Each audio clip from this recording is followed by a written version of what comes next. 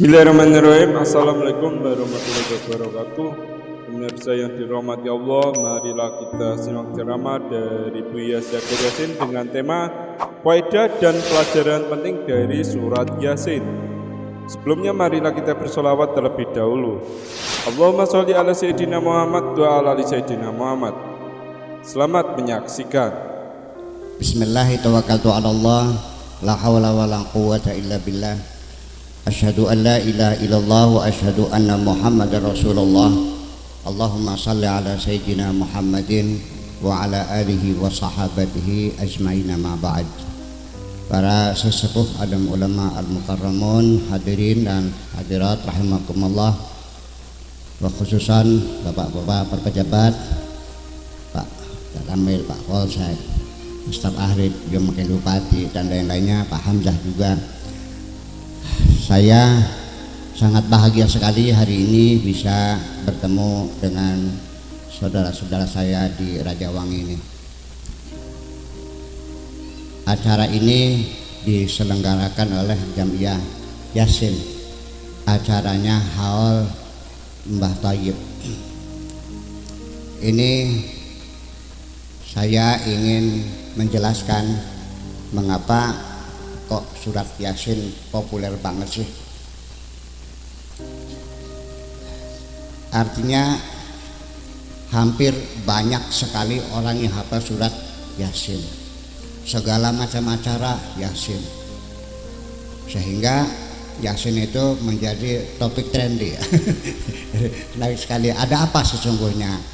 Di sini saya ingin menyampaikan pelajaran penting dari surat Yasin yang mungkin belum pernah tersentuh, supaya kita semakin yakin bahwa surat Yasinnya ada sesuatu yang luar biasa. Di sini dikatakan wadrib lahum mathalan ashabal qaryati. Berilah percontohan tentang kehidupan orang-orang di satu desa. Qarya itu desa. Apa kisahnya perlu disampaikan itu? Yaitu, saya ulangi lagi, wadrib lahum mathalan ashabal qaryati. Berilah mereka percontohan penduduk suatu desa, Rajawangi lah umpamanya. Idja ahal mursalun, ketika didatangi oleh para utusan, para dai, para kiai, para pejuang dan sebagainya. Idh arsalna ilaihi mutnaini, sudah kami kirim dua utusan untuk membimbing mereka. Sudah dikirim lagi, dua kali dikirim. Fakadzabuhuma, mereka menolak. Mereka tidak percaya kepada dua orang utusan yang sudah datang ke desa itu. Fa'azazna bitsalitsin, kami kirim lagi utusan yang ketiga. Faqalu inna ilaikum mursalun, mereka mengatakan kami, bapak-bapak, ibu-ibu sekalian, datang ke sini diutus oleh Allah untuk mengajak bapak-bapak menjadi orang yang baik-baik dan bisa hidup berbahagia. Kira-kira bapak-bapak subur makmur, amat tentram, melojinawi kerta raharja. Qalu inna ilaikum mursalun, qalu ma antum illa basyarum mithluna. Mereka penduduk desa itu mengatakan, kamu itu seperti kamu juga, seperti kami juga, manusia biasa. Kamu masih makan jeruk, kamu makan kacang, makan pisang, makan kesemek ya. Jadi seperti kami juga. Kami tidak percaya wa ma anzalar rahmanu min syai', kami tidak percaya kamu diutus oleh Allah, kamu punya kelebihan apapun. Kamu tidak punya kelebihan apa-apa. Ini satu pelajaran penting dari ini, bahwa ternyata kita sering salah menduga-duga seseorang itu hebat bener jadi wali sampai banyak orang tertipu, betul gak? Itu karena standarnya sakti, pakai jubah yang grembiongan, bawa tasbih, iya. Tapi melihat orang yang sederhana berbaju biasa, itu mereka tidak percaya. Mengukur kebenaran dengan aksesoris lahiriah itu satu salah besar. Ya, jangan melihat aksesorisnya. Bahwa ini saya cerita bahwa ternyata waliullah itu tidak bisa ditebak-tebak. Dan waliullah sendiri ada 3 macam nih Pak. Ada orang yang dia merasa cinta kepada Allah dan dia tahu Allah mencintainya. Yang ini wali yang aslinya. Yang kedua, orang itu mencintai Allah tapi dia tidak tahu Allah cinta nggak kepada saya. Dia wali tapi tidak tahu bahwa dia wali. Ada yang dia wali, dia tahu dia wali, masih mending. Yang ketiga, dia bukan wali, diduga wali dan ngaku wali. Ini akhirnya gampang beli baju jubah yang berwarna putih, pakai sorban, pakai jubah, bawa siwak, bawa tasbih, diputer-puterkan sampai tiap malam protol, pagi beli tasbih lagi yang baru lagi gitu.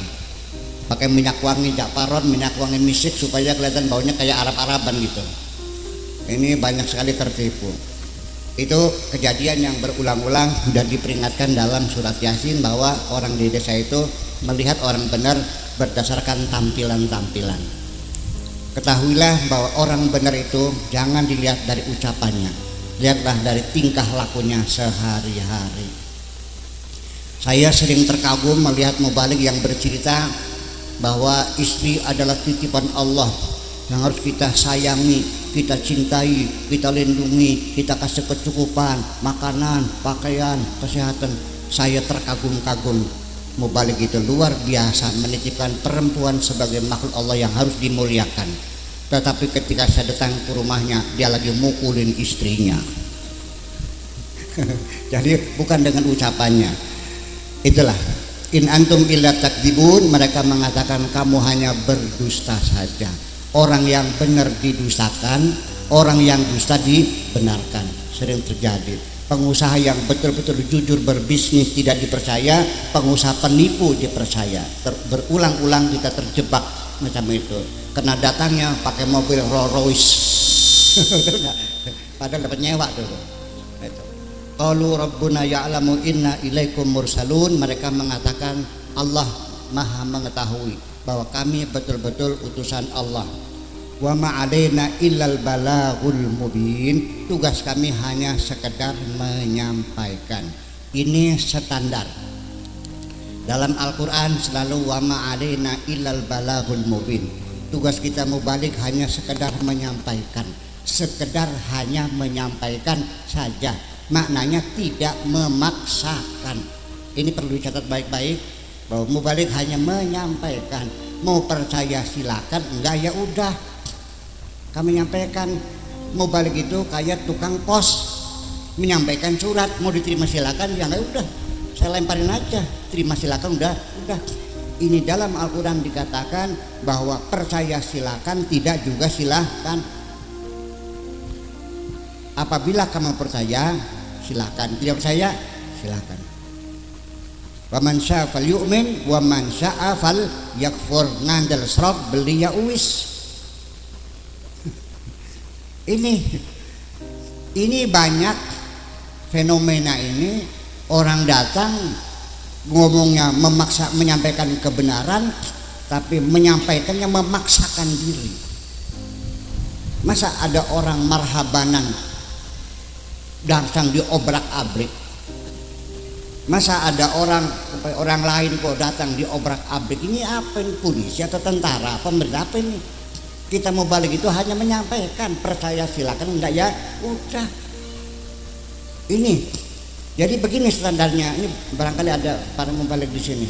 Nabi Muhammad sendiri juga seringkali menyampaikan dakwah, lalu mereka berpaling dan tidak menuruti, tidak percaya, ditinggal pergi. Mungkin Nabi kesel juga hatinya.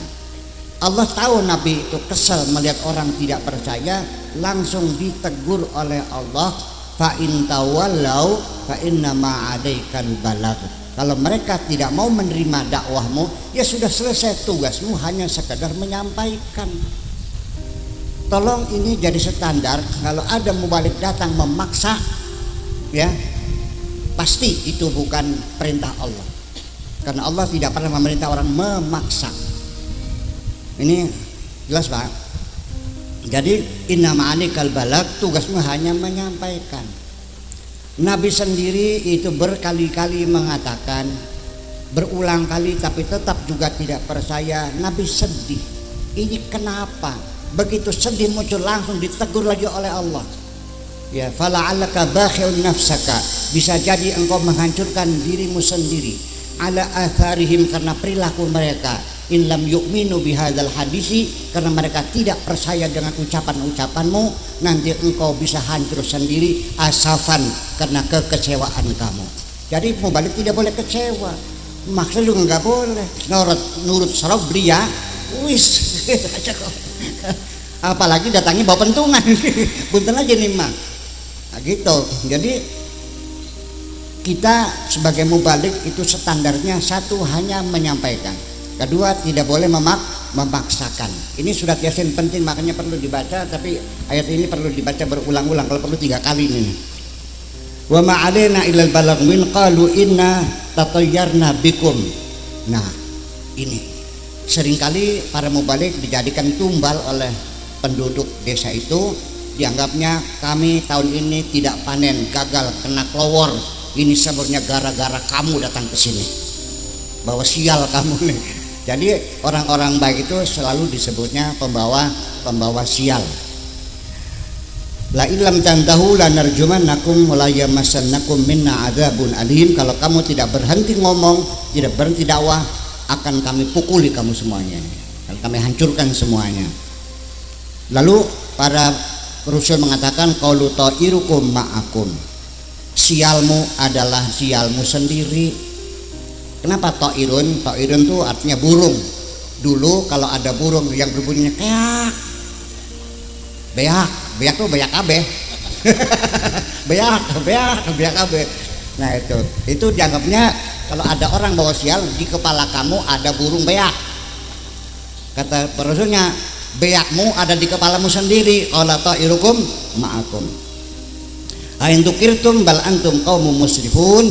Jadi bagaimanapun kami ngomong terus tetap saja, karena kalian adalah orang-orang sudah kelewat batas semuanya, itu sudah terlalu banyak kejahatan. Nah, di sini selanjutnya wajah amin aqsal madinati rajulun, tiba-tiba datang dari penghujung desa seorang lelaki. Yang jadi persoalan ini, Allah tidak lupa. Tadi mengatakan wadrib lahum masalan ashabal qaryah. Raja Wangi ini qaryah, desa. Tetapi sekejap saja tiba-tiba datang orang dari kota. Tadi bilang desa, sekarang kota. Allah salah enggak? Tidak.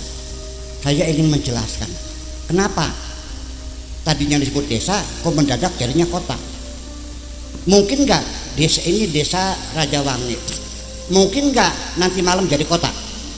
Enggak bisa. Kalau kota dalam artian pikiran kita, gedung pencakar langitnya dibangun, ya kemudian bandara sudah ada, kemudian hotel-hotel bangun. Nggak mungkin. Proses dari kampung ke kota ini lama, berpuluh-puluh tahun, bisa ratusan tahun. Ini kok mendadak dari desa menjadi kota. Nah, di sini saya menjelaskan bahwa desa itu dalam Al-Quran, pemikiran antropologi tentang desa dan kota, bahwa desa itu adalah satu komunitas yang biasanya terdiri dari satu suku, satu akidah, satu ras, ya kan, tradisinya sama, bahasanya sama. Tetapi ketika di desa itu sudah banyak komunitas-komunitas lain, saya tanya, saya anggap ini desa Raja Wangi. Tetapi setelah saya ketemu Pak cerita, Pak Kiai Sakur di Raja Wangi ini komunitas Hindunya ada, Budanya ada, Nasroninya ada, abangannya ada, Islamnya juga, HTI-nya ada, FPI-nya ada, Ansornya ada.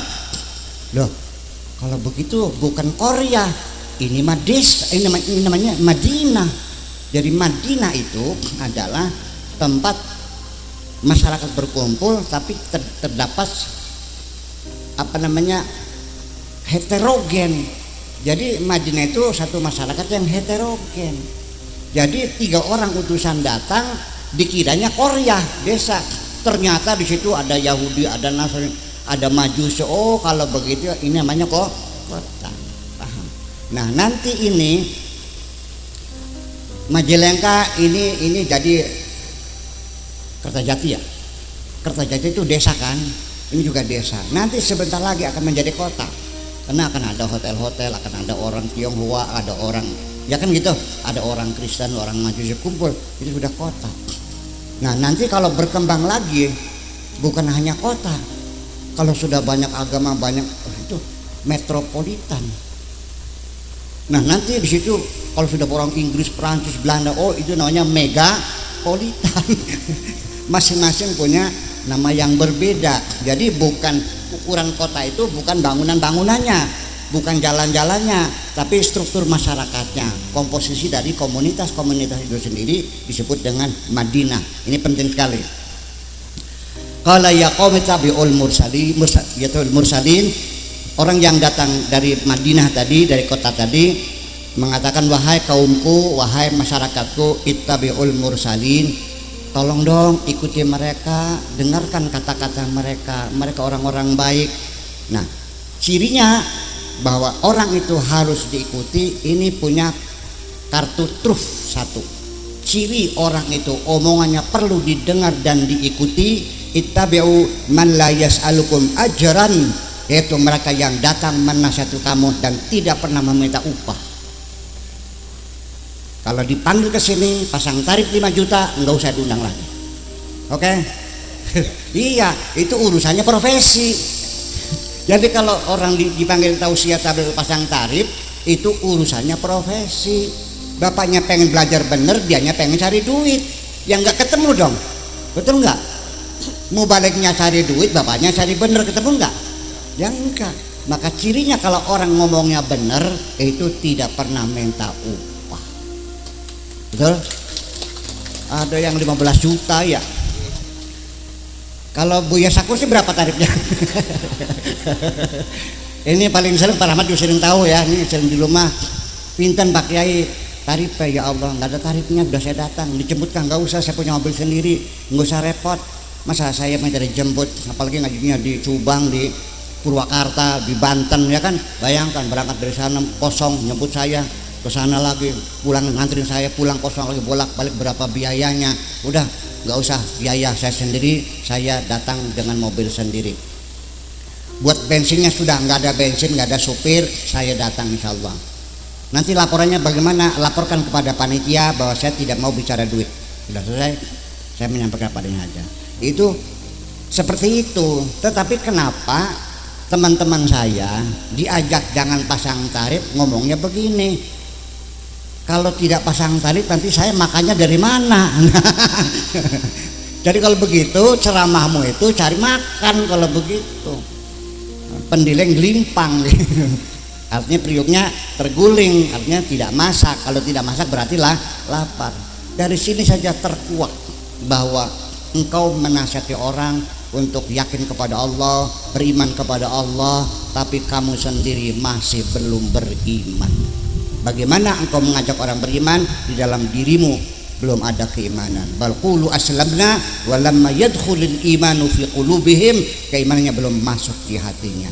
Saya mau nanya Bapak, saudara-saudara kita yang bekerja jadi TKW di Taiwan, dibayar nggak sama dunungannya? Yang di Belanda, yang jadi pegawai negeri, kalau kerja sama Allah nggak makan. Yang mengatakan begitu mau baliknya sendiri, nanti saya nggak makan. Itulah sebabnya. Jadi saya ajak mereka, ya ulah yuk kita sebagai mubalik sampaikan kebenaran, ajak masyarakat pada yang damai, yang tenang dan sebagainya, dan jangan minta upah. Anggap saja seperti kita pergi ke sawah hendak mencangkul, bawa cangkul silakan ke sawah, niatnya mencangkul sawah, jangan niat cari belut. Kalau cari belut nanti sawahnya tidak tergarap, yang dalam makin dalam, yang tinggi makin tinggi, karena yang dikeduk-keduk yang ada lubangnya. Itulah terjadi akhirnya. Man Kadim sudah pesan minta waktu untuk hajatan sunatannya, karena dia tukang macul, datang lagi Wakaji Carmun yang sawahnya 80 hektar, minta waktu lagi, Man Kadimnya digeser. Kenapa? Man Kadim paling 500.000, kalau Kaji Carmun kan 5 juta. Akan terjadi penistaan terhadap orang-orang yang tidak punya. Ini luar biasa. Jadi artinya kalau orang niat yang mencakul, insya Allah sawahnya tergarap baik. Belutnya, nah gimana? Di tengah mencakul gacruk, tiba-tiba keleler, belutnya kecil, ambillah, alhamdulillah. Belutnya besar, ambil saja, alhamdulillah. Nggak ada belutnya, yang gak usah nangis, niatnya macul kok. Itu aja. Jangan sampai nanti amplop panitia dibuka di depan. Ini kurang pak, ini buat gaji berapa nih? Nah, lalu bagaimana kita pendengarnya? Saya ingin kasih petunjuk saja. Boleh didengarkan dan boleh tidak. Karena ini profesi. Ya kan? Baik mana? Ya baik mendengarkan. Paham enggak? Karena bagaimanapun minimal nambah ilmu. Paham? Saya ngomong jujur kan nih? Boleh didengarkan, boleh tidak. Artinya tidak mendengar pun tidak berdosa karena memang dia lagi cari duit kok. Ya, bagus mana mendengarkan dengan tidak? Bagus mendengarkan karena menambah ilmu itu sehingga. Jadi tetapi kalau mau balik itu datang dengan ikhlas, dengan bukan tujuan untuk mencari materi, hanya untuk menyampaikan kebenaran-kebenaran, maka itu hukumnya wajib didengarkan. Paham? Itu makanya. Jadi di sini perlu kita catat dengan baik bahwa kenapa disebut Qaryah Madinah, karena situ sudah sangat heterogen, bahwa masyarakatnya bermacam-macam. Kemudian di dalam Al-Qur'an Yasin juga disebutkan bahwa nanti di kemudian hari dalam yaumul hisab mulut kita ditutup, al-yawma nakhtimu ala afwahihim wa tukallimuna aydihim, tangan yang akan berbicara, wa tashhadu arjuluhum, dan kaki mereka juga akan menyaksikan. Semua anggota badan kita akan menjadi saksi. Enggak usah di akhirat, di tangan saja, di dunia ini saja, dengan tangan saya banyak membaca banyak persoalan. Apalagi Allah nanti yang membaca. Ya, kita saja salaman dengan perempuan cantik, begitu salaman, cantik cerita salaman. Waduh, ini hebat banget, secantik ini, dia pekerja keras, orang yang rajin bekerja. Kenapa? Tangannya kasar. Betul nggak? Nah, ada lagi salaman, tersentuh kukunya, keriting kukunya, kena kolesterol tinggi nih. Betul nggak? Semuanya sampai sidik jarinya, itu saja sudah jadi satu bukti kepada kita bahwa kebenaran akan terungkap oleh Allah Subhanahu wa Ta'ala. Kemudian untuk Mbah Thayyib yang meninggal, yang telah meninggal dunia, tahun berapa meninggalnya ya? Ada yang ingat enggak? Oke deh. Oke. Yang penting kita doakan mudah-mudahan semua kebaikannya diterima oleh Allah dan kesalahannya diampuni Allah. Tetapi sekarang kondisinya sedang apa? Sedang enak apa sedang susah? Saya nggak tahu.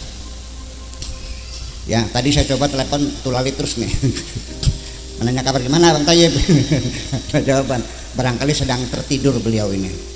Karena kalau orang itu ditidurkan oleh Allah itu sudah untung. Tidak dipentungin, tidak digebukin dalam kubur, ditidurkan saja itu sudah untung.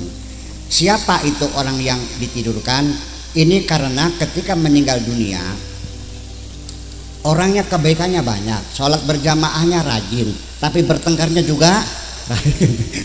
Naik hajinya itu 3 kali ya, tetapi kalau tetangganya utang 10 juta kembalinya 15 juta ya. Banyak sodakohnya, banyak nyakiti orangnya, banyak ibadahnya, banyak maksiatnya. Berimbanglah. Begitu mati malaikatnya bingung, ya Allah ini mayat diapain? Dipentungin tak? Ada kebaikannya ya kan gitu. Apakah langsung masuk surga? Bawa dosa? Dari gimana? Fadarabna ala adhanihim, kami pukul telinga mereka, pak, dipukul bleg, tidur, lelap tidurnya sampai nanti terakhir dibangunkan di hari kiamat. Ini sekelas saya dan bapak-bapak mungkin kayak seperti itu sudah untung nih. Udah untung ditidurin gitu. Nah, kapan nanti dibangunkan? Kalau sudah datang kiamat, kita dibangunkan dan kita akan terkejut dan akan mengatakan ya wailana mamba'atsana mim marqadina. Siapa gerangan yang membangunkan kami sedang enak-enaknya tidur ini? Hadza ma wa'adar rahman. Inilah janji Allah. Wa sadaqal mursalun, betul kan? Ini namanya neng kiamat. Itu. Jadi ini kelas kebanyakan orang adalah ditidurkan. Tetapi kalau orangnya tidak bawa iman Islam, kejahatan semua, sekalipun di dunianya bisa merekayasa pencitraan luar biasa, terlihat orang-orang mulia dan baik, waktu mati orang menangis semua, kerandanya berjalan sendiri sampai kuburan karena ulung-ulungan sih, saking banyaknya pengantar. Tetapi sang malaikat sudah bertolak pinggang, segera kubur, aku sudah tidak sabar ingin mentungin dia. Itu langsung bakbuk sampai kiamat. Sudah bonyo dikasih beras kencur lagi. Udah sembuh, pokok lagi bakbuk sampai hari kiamat. Naudzubillahi min